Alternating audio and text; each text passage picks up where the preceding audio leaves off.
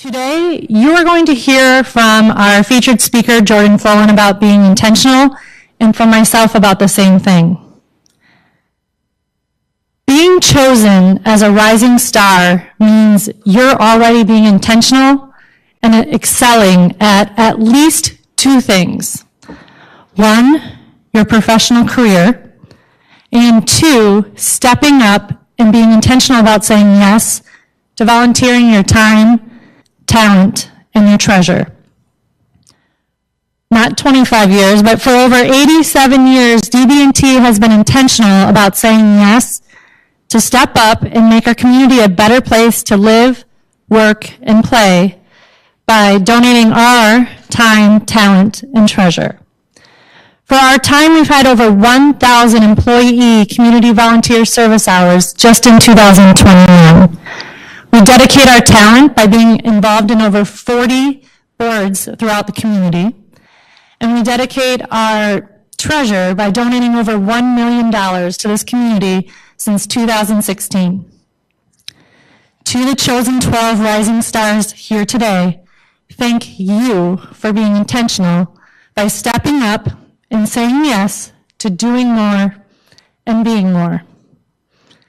When asked to describe yourself in your biz times that you can all see and read, you described yourselves as dynamic, resilient, dedicated, driven, authentic, passionate, persistent, resourceful, energetic, an engineer, responsible, and sincere. These are the characteristics that helped you rise above and will continue to propel you forward in your future. When asked who hired you, you mentioned coworkers, a teacher, and most of you mentioned your family. So if they're here with you today, please tell them one thing: thank you. And feel free to do it now if you want, if they're next to you. Go ahead and tell them thank you, because that's why you're here today. It's not very thankful. I challenge each of you rising stars, to inspire others by being your authenticated, dedicated, and driven selves, and to be intentional with your yeses. You're a rising star, and you are going to be asked to do more and more. And trust me, it'll happen if it already hasn't, because you already are doing a lot. Say yes and be intentional to what matters to you, and continue to rise above and lead the way. Be the example for everyone else, especially your families. Today, we are here to thank you. We are proud of you, and at Dubuque Bank and Trust, we are honored and proud to serve as a presenting sponsor for this event. We are here to celebrate you. We look forward to your continued ascent in the future and appreciate the work that you've already accomplished. Again, on behalf of DB&T, congratulations on this well-deserved recognition. Continue to make great things happen, and we appreciate all you do. Thank you.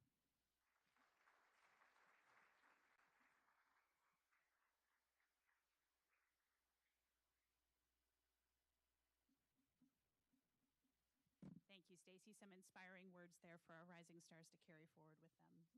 The next person I'd like to introduce you to today is our keynote speaker, Jordan Fullen.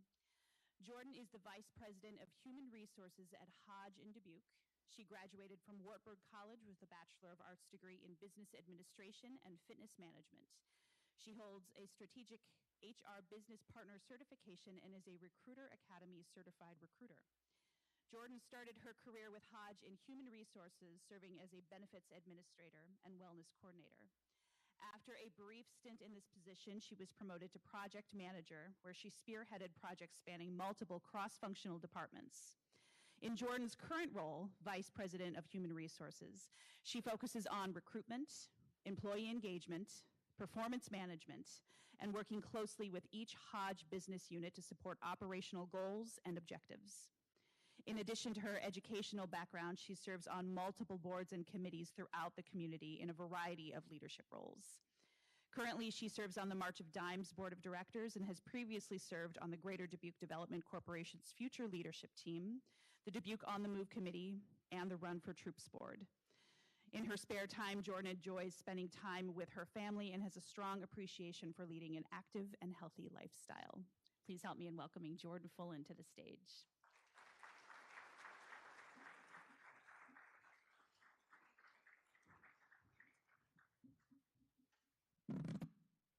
Wow, good morning, everyone. What an amazing group of leaders that we have in the room today. I'm so honored to have the opportunity to spend this morning with you. I'll be honest, when Jody called me asking if I'd speak at this year's event, I told her I'd check my schedule and give her a call back.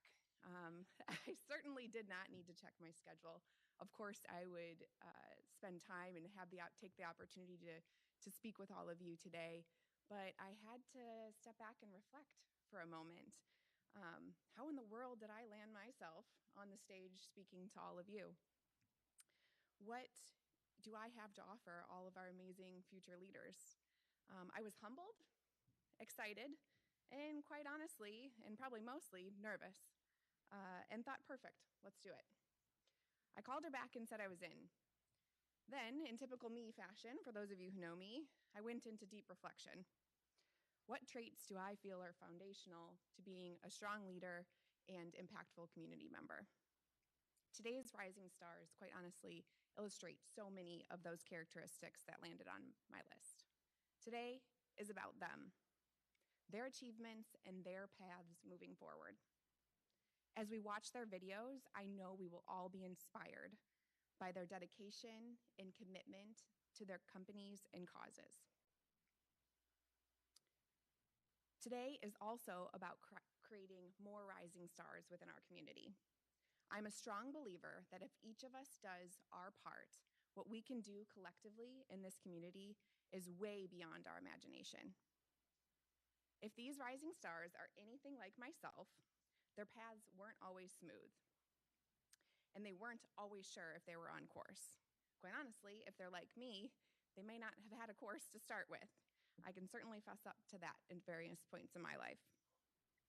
As we celebrate with these rising stars and hear about their achievements, I want to share a little of what I have learned on my journey in hopes you take one small nugget away that may help you on yours.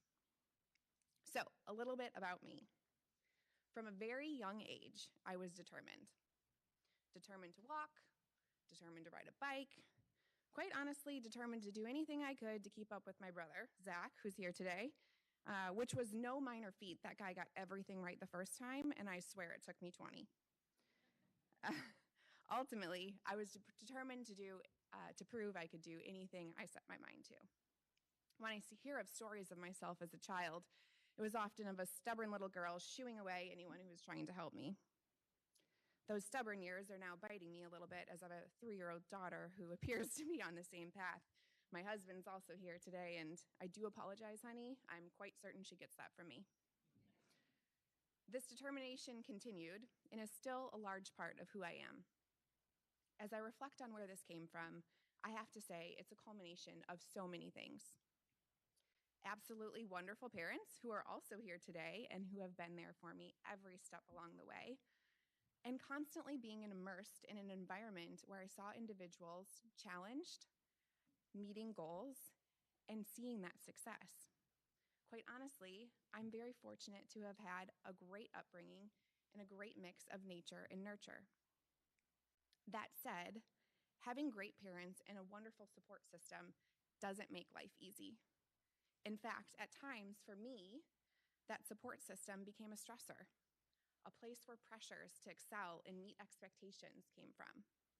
I found myself constantly trying to meet the expectations of others instead of the aspirations I had for myself.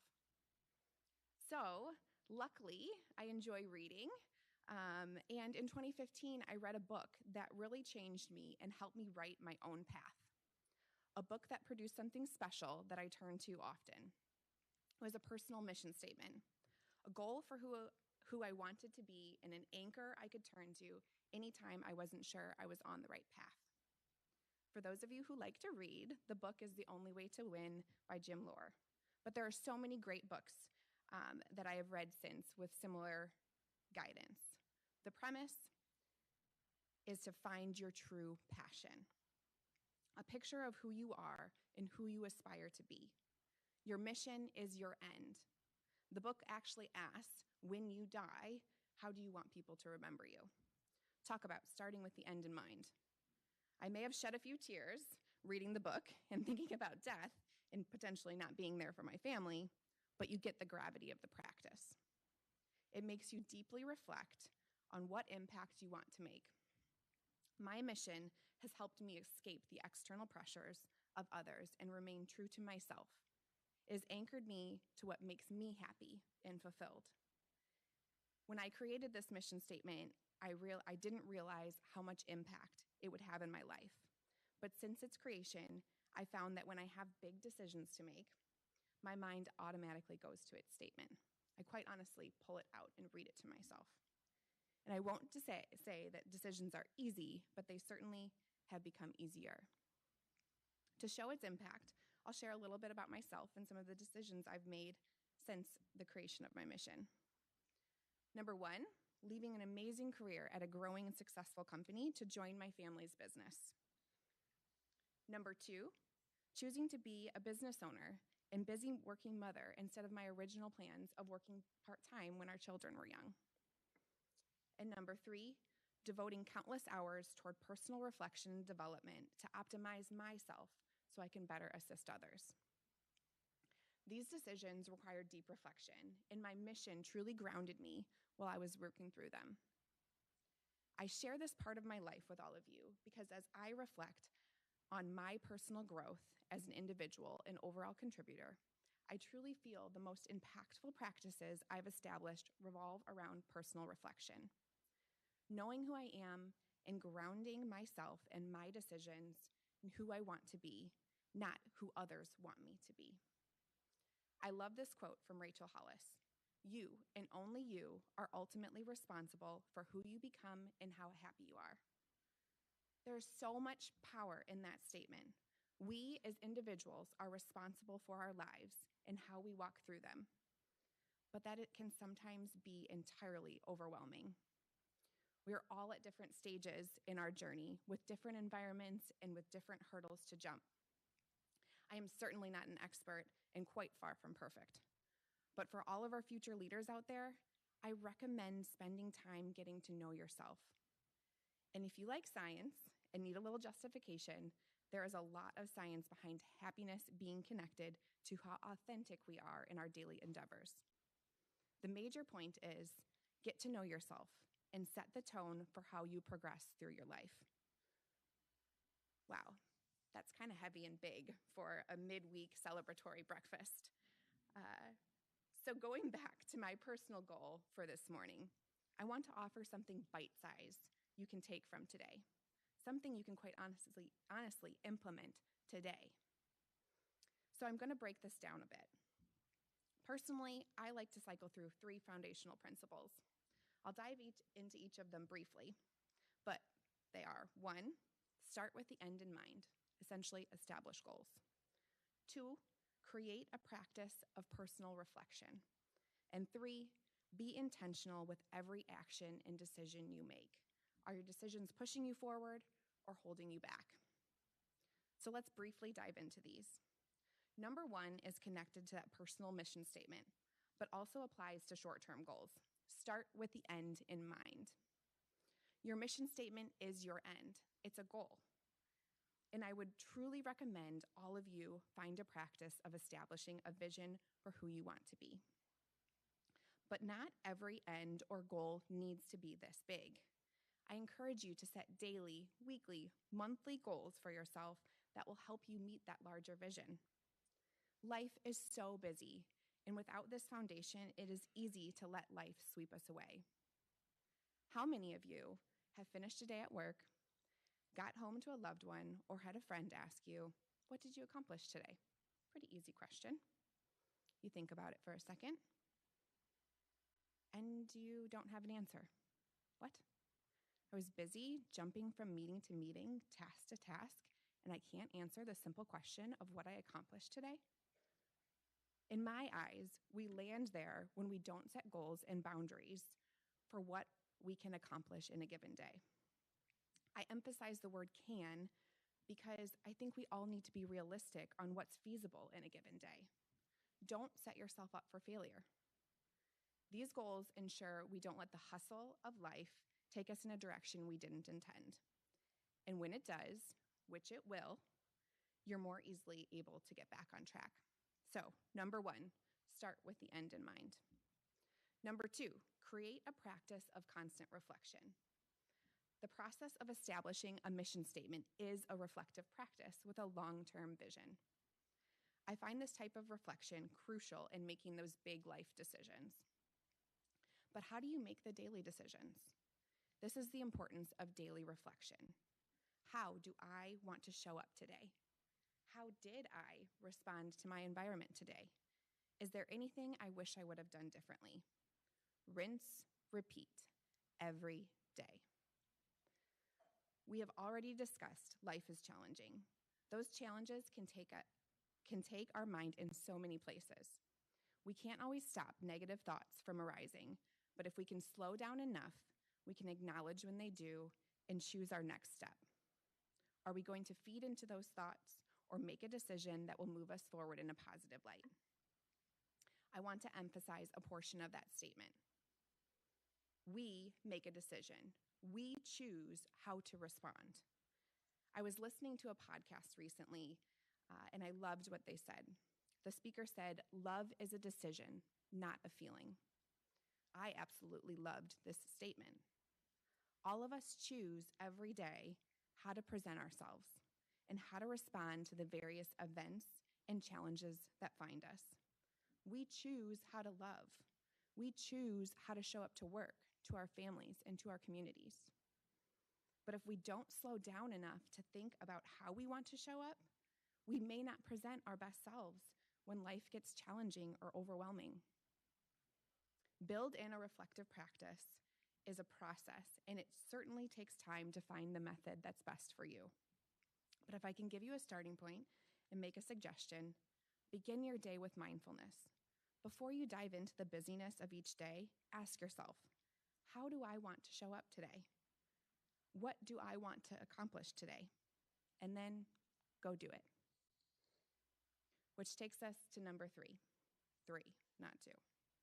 Be intentional. I just talked about setting a goal for your day and said do it. It quite honestly is that simple, but this step might be the most challenging. This is where commitment comes in. This is where hard work comes in. This is where the grind and grit of tackling big things comes in. But this is also where we ultimately take control of our success. For me, personally, things haven't always come easily. I really have to study topics and concepts for them to sink in. There were times in my life when I would get frustrated by this. How do other people just get it? I'm honestly still chewing on this. But over time, I have grown to appreciate this as it taught me work ethic and commitment. I am sure many of you have heard the phrase, trust the process. This phrase became widely known in 2013 after Samuel Hinkie was appointed general manager and president of the Philadelphia 76ers. His mission was to rebuild a losing team. His message, success doesn't come overnight. It comes from consistent commitment and dedication, establishing a plan and showing up every day doing the small things, and giving those small things, actions, time to add up to big results. Patience, that's a tough one. Again, if you're anything like me, I get the lure to overnight success. But that's just not how it works. There isn't a fad solution to success. It's time, commitment, and hard work. Establish a goal, work backward to write out a plan to get there, and then follow the plan. And if I have learned anything from our president, Mike Hodge, it is not to give up when you fall off course. If you fail, try again. And don't be afraid to try in the first place. You never lose, you just learn. These are the principles I use. Start with the end in mind, create a practice of constant reflection, and be intentional about your daily actions. And if I can offer a couple other quick thoughts, remember how much you influence others. Our attitudes are so contagious, and our impact is large. Uplift others by being a positive member of your teams and communities, and surround yourself with a support system, people who lift you up in return. I know I've spouted off a lot this morning, so I'll wrap this up. We don't have time to create that life mission statement today, but we do have time to create an intention for the day. I want to take us through a short practice to help illustrate the power of these steps and how they can be used not only for that big vision, but also on a daily basis. If you feel comfortable, I'm going to ask you to participate in a reflective practice. So sit up tall in your chairs. If you do not feel comfortable, please, there's absolutely no pressure. If you're joining, please close your eyes or simply soften your eyes and look downward. If you're standing, for anyone standing, please just soften your eyes. Safety is always first. Take a deep breath.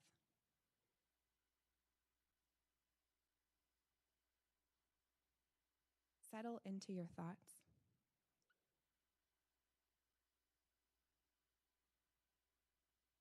Where is your mind taking you this morning?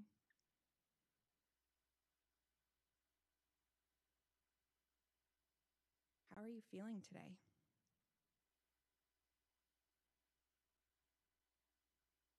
Take a few moments to check in with yourself and the various emotions you are bringing into your day.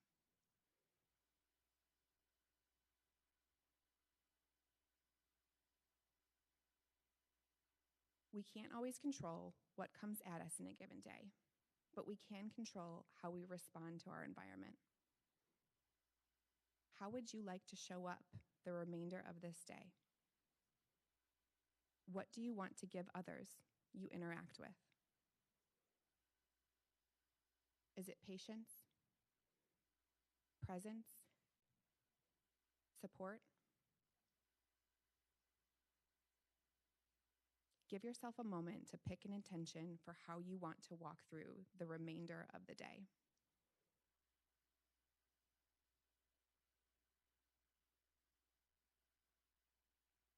No matter what arises today, you can choose to remain grounded in this word. Take one deep breath. Let it all out. And open your eyes.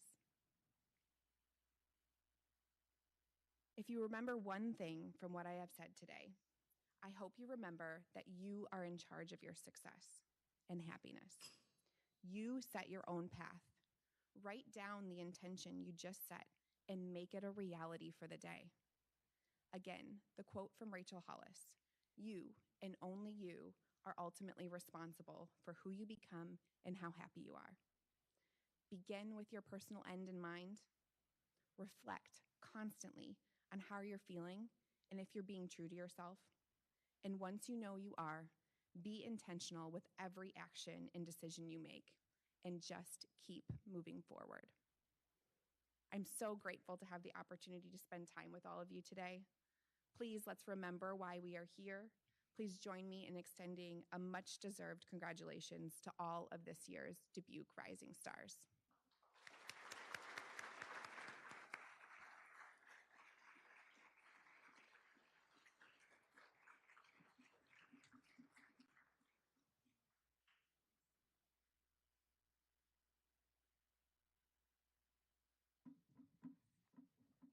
Well, I have to say, as a yoga practitioner, so much of what you said resonated with me, Jordan. And you guys all just practiced a little yoga today. So see, it's not so scary. Nobody turned into a pretzel. Nobody had to touch their toes. It's all good. So that message of being intentional, though, I think that really resonates. And hopefully that's something we can all take with us and all be inspired by. So as Bob mentioned earlier, We've been going for 25 years now with our Rising Star ceremony. As you can imagine, in that time, we've had the opportunity to recognize many, many, many leaders in our community, and we're so very proud to do that. Among us this morning, we have several past Rising Star recipients.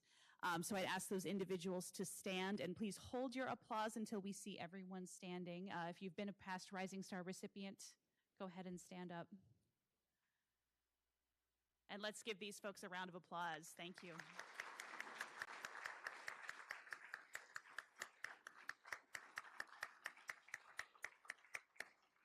I also want to recognize our Rising Star Selection Committee, and I'll have each of these folks stand as well. And again, hold your applause until we have all of these folks recognized. Stacy Hines, Jody Stricker, Anderson Saincy, and Mike Fortman, who I don't believe is with us today. So thank you three for your involvement on this committee.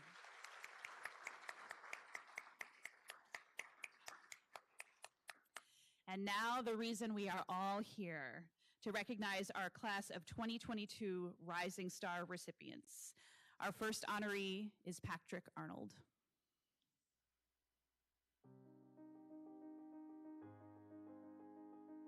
Patrick started about 11 years ago. He was 21 years old, just gotten out of college and started as a product engineer. There's always a new problem, and that's kind of what engineering is what's the problem for today?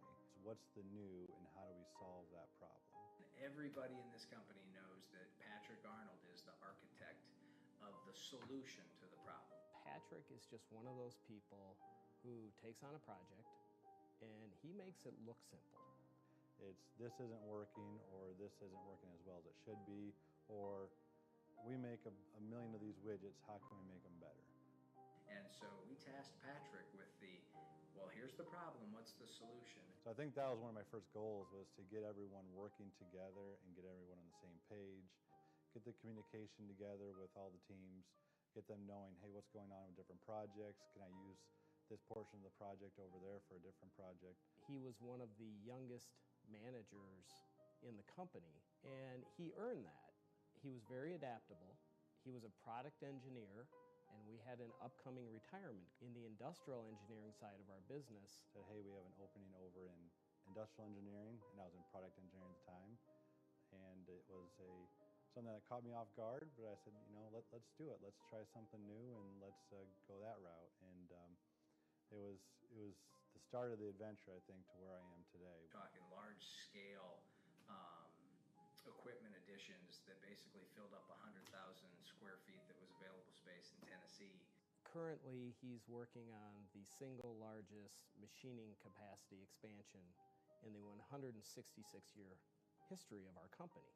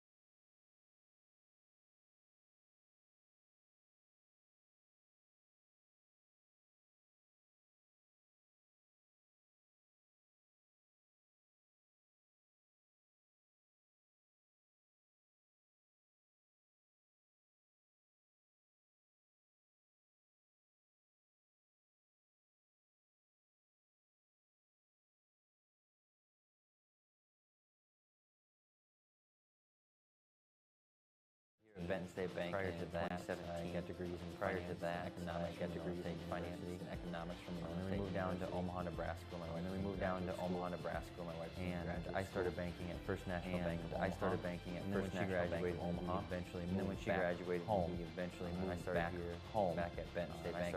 Actually back at Benton State Bank that I grew up banking at. You know, I think it's that vision. You know, I think it's that God brings with him. You know, that God brings with him the future. It's going to take us into the future. Theodore Roosevelt.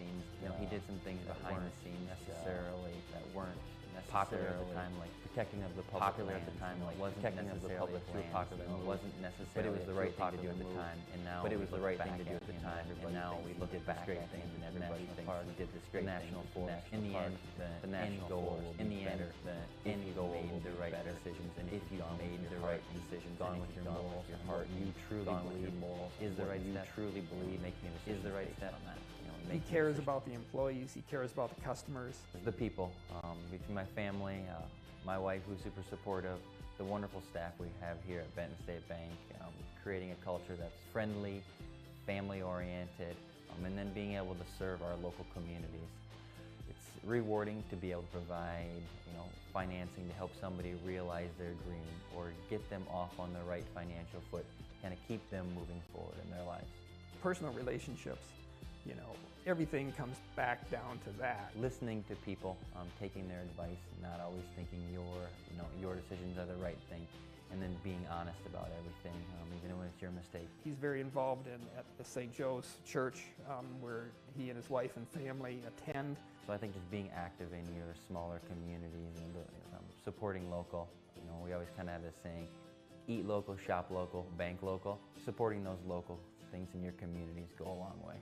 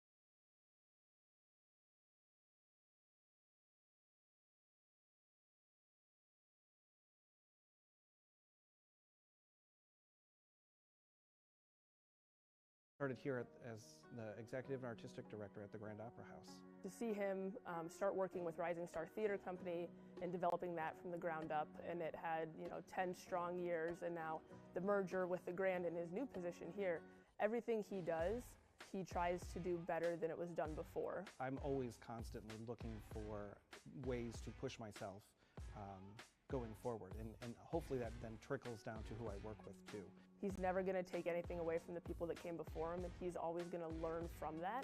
But then he wants to continue to push the boundaries of what's possible and push people beyond what they think is possible for themselves. And even to this day, some of my college professors that I'm still in contact with are the ones that really instilled these values in me in terms of how I approach what I do, both as an artist and as a person. So just always being open to different things. One of my college professors, they obviously want to show you what is maybe the more preferred way of doing it, but at the end of the day, she would always say there's many ways to yes. So you do eventually get to find your own way once we teach you this one way of doing it. He's one that he always says he teaches to people's potential, not their ability. And so I think people that have worked with Nick and know Nick's variety of work that he's done really can see that coming through, and seeing Their community members doing things before that they maybe didn't think was possible. We're in the process of celebrating the tail end of our 50th anniversary season. And it's because of the community that we've been able to have 50 strong years. And so if he's doing a show or if he needs some volunteers, people are willing to come and work with him because of just the value he places on the community members that help make the Grand Opera House what it is. I'm very fortunate and very lucky to be where I'm at today and working with who I'm working with, but it's the people, and without the people, specifically here at the Grand, volunteers and the community are the lifeblood of what we do here, and without them, who are we doing it for?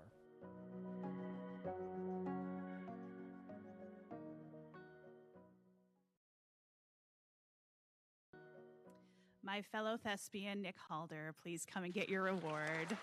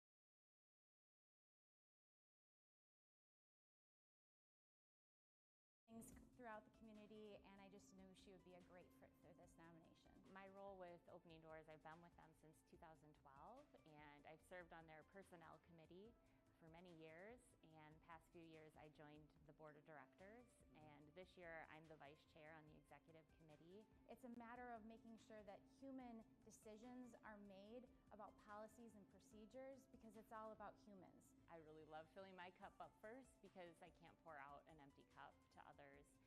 And so goals for me there is just to be intentional about how I'm taking time for myself. She has hired over 500 individuals in almost the 5 years she's been here.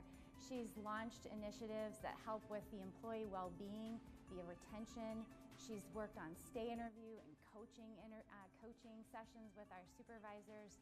She's really focused on several things that have taken our employee experience to the next level. Step out, raise your hand, get involved, sign up for things that you might not know much about or you might not be very good at, and be willing to learn. To truly engage employees in a human-centric culture, I would say that some of my favorite books come from Sheryl Sandberg, or there's also Brene Brown brings a lot of inspiration to me. But I would say any of those all together ends up putting it back to the people. And that's, so understanding and studying human behavior is really important in human resources. The biggest thing for me that I think I just told myself early on in my career is never be afraid to let yourself evolve. And that has truly helped me continue to take one step forward every day. And some really great advice my dad once told me was, don't ever look back when you make a decision, and be confident in that. And that's really helped. That's really helped. That one thing that would be kind of neat to catch on video is that today we are promoting you to Vice President of Human Resources. Shut up. Are you serious?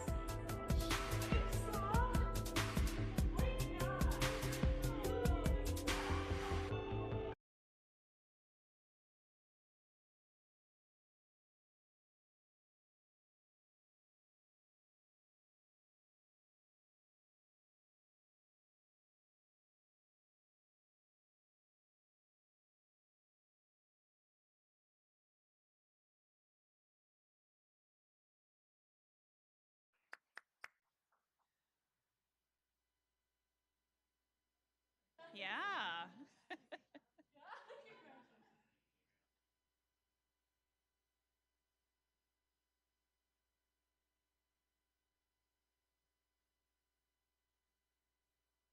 Thank you, Katie, and congratulations.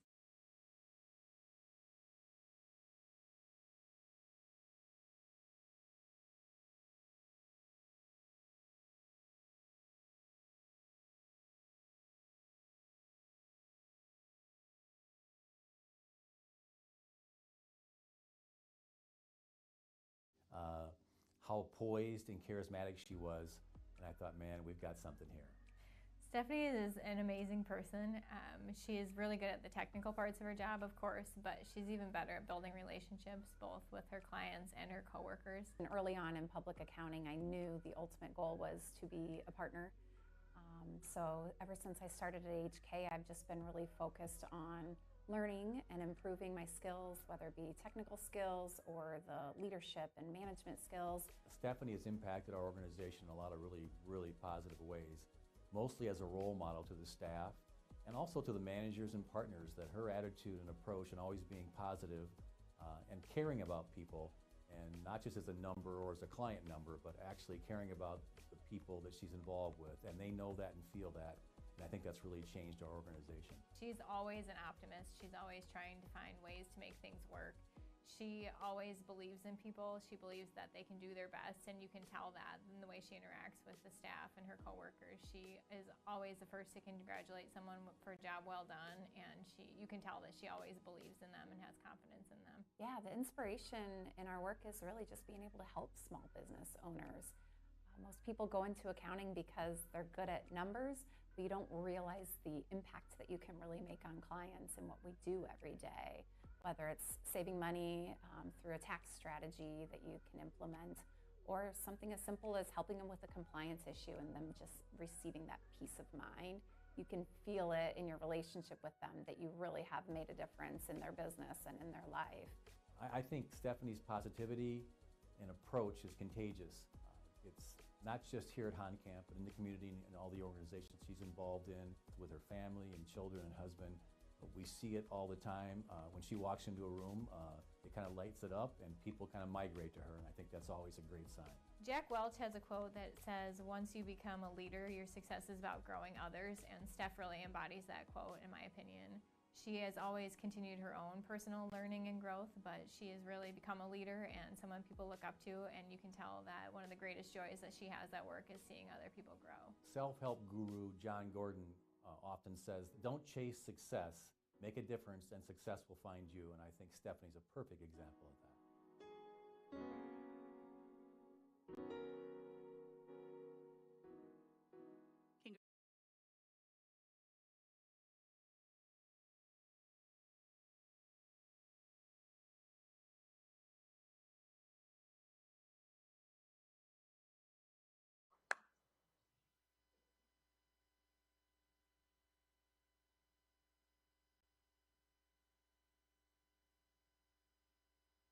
Our next honoree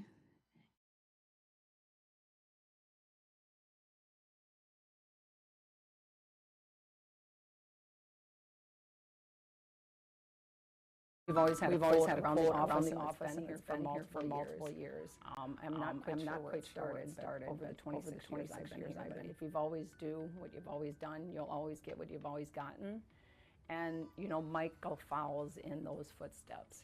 I think Michael has great coaching skills. I think a lot of it comes from being the head boys basketball coach at Beckton Catholic in Dyersville. I've always been a part of very successful teams, whether it's going all the way back to Little League Baseball, going to the University of Iowa, being part of different clubs, or the basketball team there, and then professional world, and then coaching my own teams. You know, I think that's what really motivates me, wanting to pull my weight.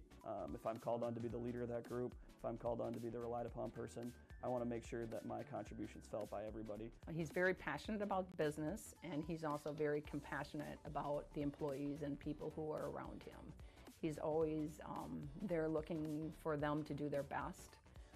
He's very encouraging for employees and wants them to do their best at all times. I coach basketball, so it's season to season. I'm thinking long run, you know, where can we go as a company to be successful for all of employees so they can live great lives, they can have great retirements. I'm thinking the same thing for the kids maybe that I coach in high school, and there's so many of them that now or in the business world that I interact with. It's just crazy to think that I'm at that age now where I'm seeing kids come up to me and talking about getting married. Michael has directly helped Managed Solutions grow in areas that we, or I probably never would have in the past. He has brought new vendor partners to the table with new IT solutions for our stack that we offer our customers. He has the ability to look forward, look what's going to happen in 5 to 10 years. He's really compassionate about how he can grow the business and be part of that, but also looking at the employees. We have a lot of tenured employees, and he can see full potential in each one of those employees, and he really tries to, he brings them all together in the situations or solutions we have. You know, we've been fortunate as an organization to be supported by so many people in the community, so many successful businesses, whether they're family or run or not. That's really where our company spawned from, and how do we continue to give back ourselves, take care of each other in our community, I think is a really, really big thing for the future. You know, when I've always believed in, you get a task, you get something given to you. We used to use the quote when I was in college at my job, find a way. You've asked to do something, your boss believes you can do it. Just find a way to do it. Ask the right questions, be curious, go out, meet new people. The only way you're going to find that way is by reaching out to contacts, utilizing other people maybe that have been there. We're not trying to reinvent the wheel, but all these things just make our community better as a business group, as individuals, as families. What comes to mind with Mike Jr. is I follow the book Good to Great by Jim Collins, and he has done a great job of getting the bus going down the road the right way, getting all the people in the right seats on the bus, and making people realize their full potential.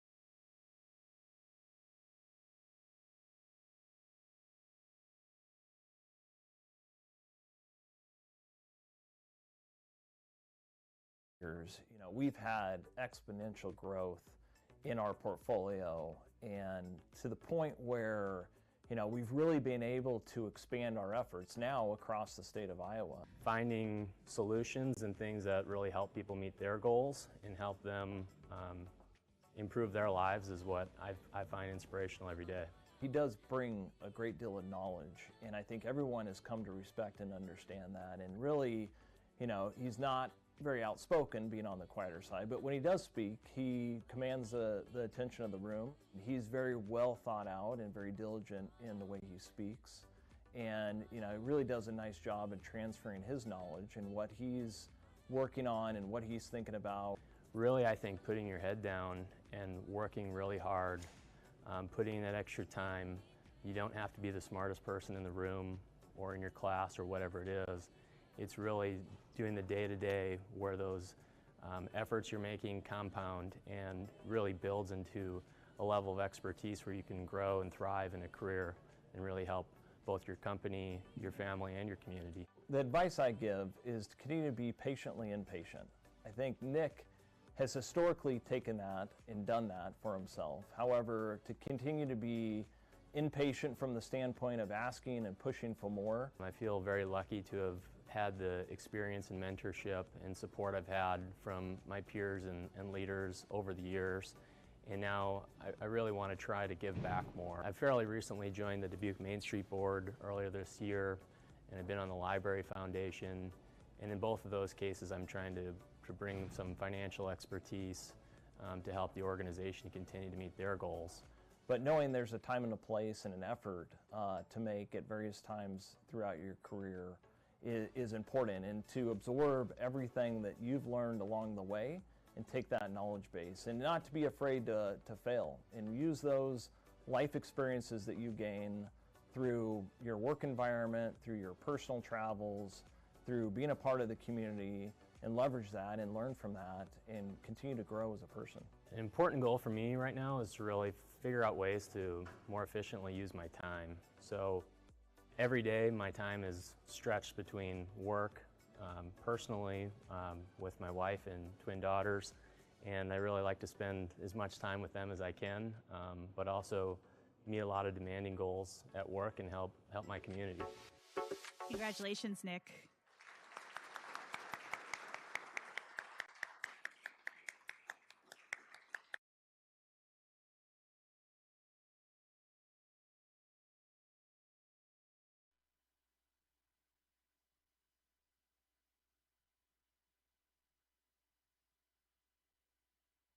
Our next recipient is Temwa Fury.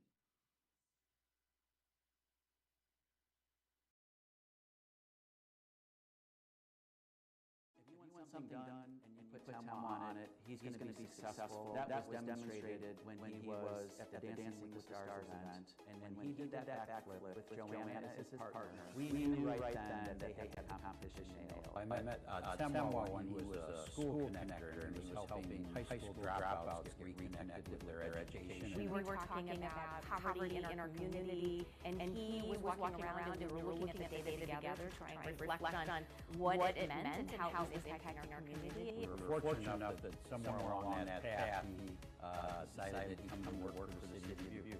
The path kind of started with my family. I've always been around my mom and just watched her, how she was so involved not only in the church but with the community as well. The relationships that she was building made an impact for me that I just wanted to be able to do the same. One thing Temwa was really interested in is what data we had that we could share with them to learn more about the population that we serve so that it would enable him to do his job better and more effectively.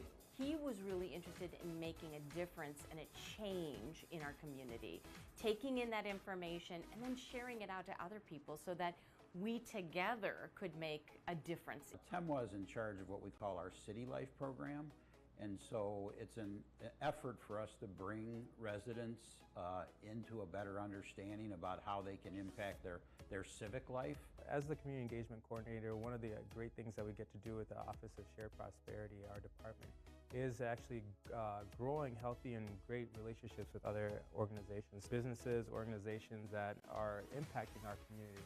And so what that looks like is just being able to convene with them and find out how can we actually help our community members not only have access to the resources, but also be educated on those resources on how they can actually help advance them forward. He's actually come up with a way to involve high school students in the program, and it's really exciting when we get to engage in conversations with these young people that are looking to impact and change the world. He was driven and he was going to find solutions to the challenges that we were both having. And immediately we saw traction being gained on many different issues around these patients. And it really came to fruition in terms of getting a position posted for a community health worker that would enable us to have the resources we need to really focus on the special populations where there are greater health disparities. I love the energy that Temwa brings to everything he does. Generosity, grace, patience, empathy, and really thinking deeply about how, the situations and circumstances that affect us all can affect us in the moment and affect us out into the community. Tony Robbins has been huge. For me, I love the way that he disrupts the way that our thought processes are.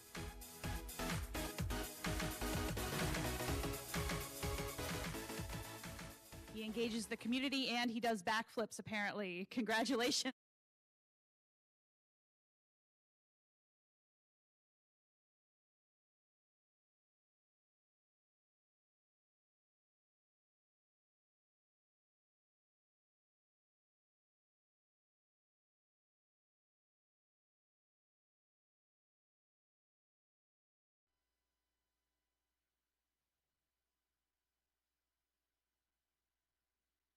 Our next honoree is Keisha Saincy.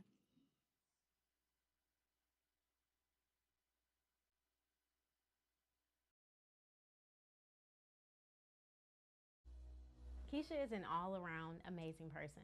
So I felt she was really deserving of this nomination because she's an inspiration to many. She's a mother of 4. She went back and got her master's while she had children. She formed the Black Leadership Forum at her company, and she mentored young women in the community. Growing up, my dad was enlisted in the Air Force, and his duty was to protect and serve. You know, while he was doing his duty, he would also have us doing service with him, whether it was community service, going to church and volunteering in the church, hosting different community events, fundraisers. He had us doing that from a very young age. When Keisha formed the Black Leadership Forum, that was to ensure inclusivity at her workplace for Black employees and make sure they had career development opportunities and felt a sense of community. And she really did that because she really cares. And when we mentored young high school students, young women, she was very inspirational to them.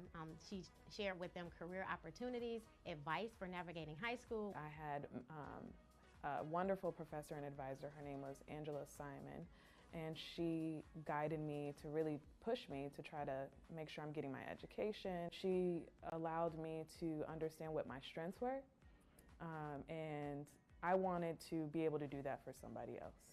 So one of the things that I set out to do was start a business resource group at Prudential, and I wanted to focus on leadership development and professional development and community involvement. So I started the Black Leadership Forum in Dubuque. We had our own chapter, and we were one of the first business resource groups for the company in Dubuque. There's an inspirational quote by Michelle Obama, whom I love. She's a very inspirational figure to me. And it said, "Success is not about how much money you make, but the impact you have on people's lives." And I don't think that could describe Keisha any more perfectly. She's just a wonderful person. She gives back to the community, and she doesn't do it for recognition. She does it because she really cares. My dad and my mom used to always tell me it's not always about you. You have to focus on others. You have to work to build other people up. The best leaders are those who put their time into other leaders. So coming from a faith-based family, we're called to be servants and servant leaders, and that's through serving others. And so one of the biggest things that I think all people should be doing is figuring out ways that you can be a servant leader. You know, what can I do for you today? How can I help you achieve a goal today? Her setting goals and meeting them and having that positive impact on people's lives. Maya Angelou said something similar, that people won't remember what you did, but they'll remember how you treated them. And Keisha just treats everyone with respect and love and spreads love in our communities.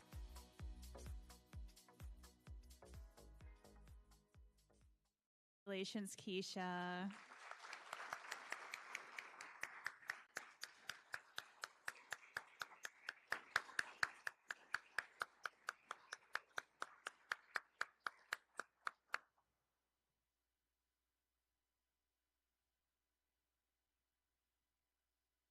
Our next award recipient is Heather M. Satterley.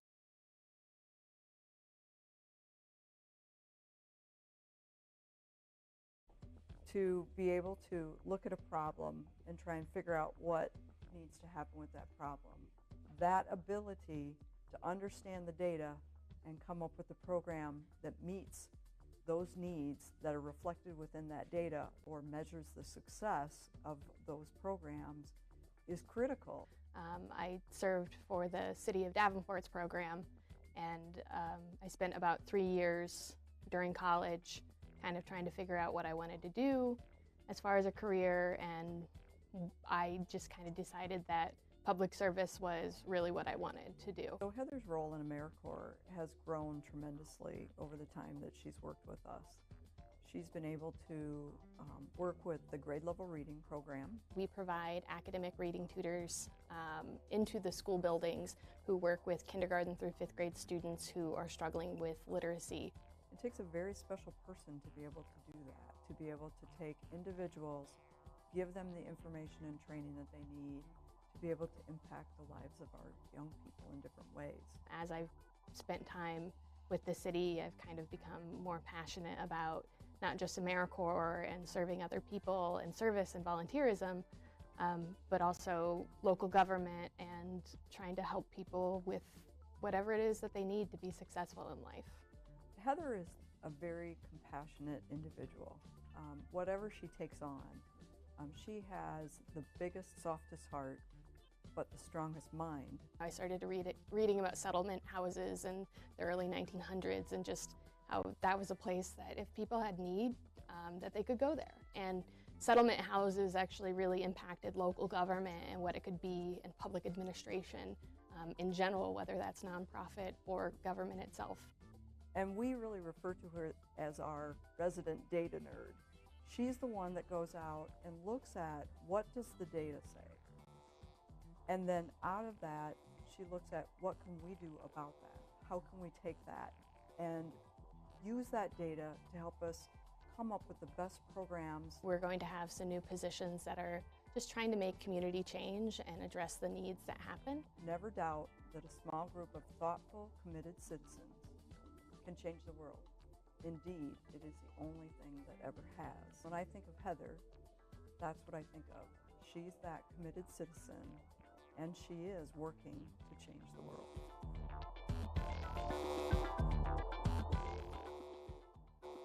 Congratulations, Heather.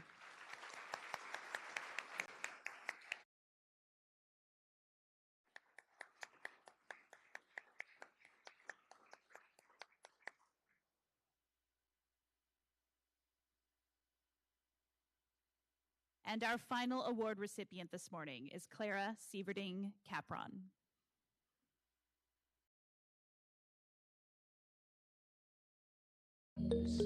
We're not all able to do great things, but we can all do small things with great love. I have those small tactical things, you know, keep going to the meetings, but if a great idea comes up, I'm not gonna say no. That's how I ended up going to one meeting about community heart and soul, and here we are with grants being written with the information that we collected, you know, and making a difference in the community. Shortly after she had graduated from Loras, she was attending a one-day training on heart and soul. You know, the Heart and Soul program is about how do we build community, particularly in rural communities. At that point, Clara had moved back to Bellevue, and she was really focused on what she could do to make a difference in Bellevue. And I was working for Jackson County Economic Alliance, and I was looking at what we could do within the county to make a difference. Clara said, we need to do this in Bellevue. You know, we need to do the Heart and Soul program in Bellevue. And once you get to know Clara, you know that when she puts her mind to it, it's going to happen. One of the biggest things when we look at community development is that strategic planning, that big picture. So how it all plays into each other. So what we have available in one park or what we need in another park. You know, how the community rallied around the city pool. We had the updated bike trails, so you can go all the way from Bellevue to Dubuque. The thing that I probably love the most about her is her compassion. You know, we're working on projects, but it's still all about people. You can start out at this high-level strategic overview, and you might be someone who thinks at a very high level, and that's your strength. But recognizing that that might not be someone else's strength. So whether it's changing the language to brain health, whether it's getting involved in a community visioning process, or whether it's volunteering for your local farm-to-table event, or for a committee for the school or the parish or the library, behind all of the decisions, behind all of the logistics, recognize that complexity and then embrace it.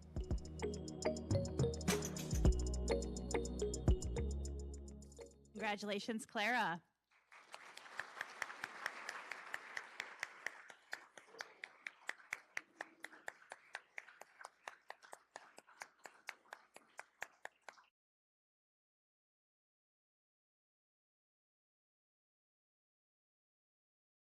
Let's have a big round of applause for all 12 of our 2020.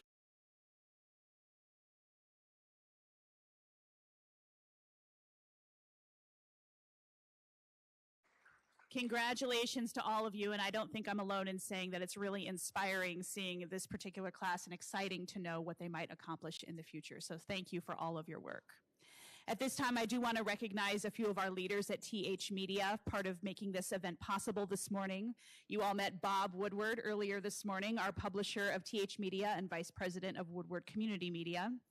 Tom Woodward, who is our President of Woodward Community Media. Matt Connolly, our Director of Interactive Media. and Luke Rodham, our advertising manager. Let's give those folks a big round of applause.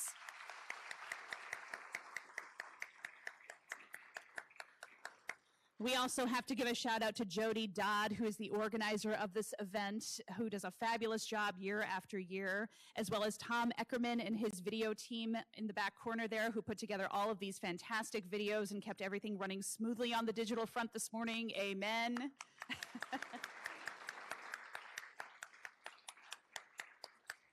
And a final thank you to Antonio Perillo and his staff at the Diamond Joe for the wonderful breakfast, the amazing bacon, I'm told. So thank you, guys. And lastly, thank you again to our sponsor, Dubuque Bank and Trust, who has been with us for this event for many, many years, to our keynote speaker and to Stacy Hines this morning. We thank you both. And thank you all. Have a wonderful rest of your day. Hopefully. Hey, thank you so much for being here.